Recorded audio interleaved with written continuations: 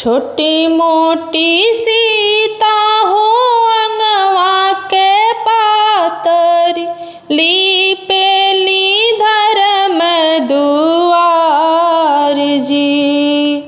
धर्म दुवरिया सीता लिपहु ना पावेली, आई परल श्री राम जी।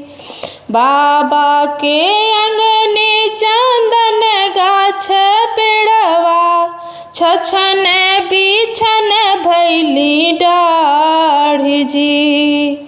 तेही तरे मोरे बाबा धियावा सकल पेली, मैया दुवरिया धैले ठाढ़ जी।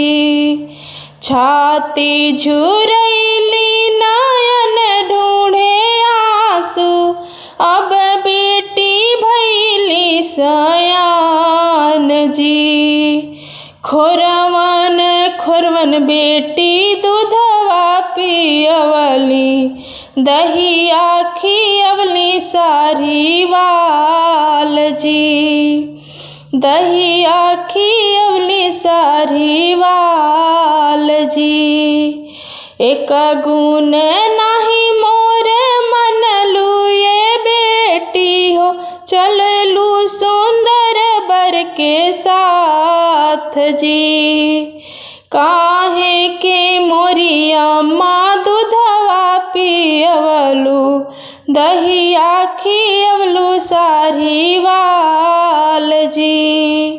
जानती तरहलू अम्मा बेटी पराई, काहे कैलू यतना दुलार जी।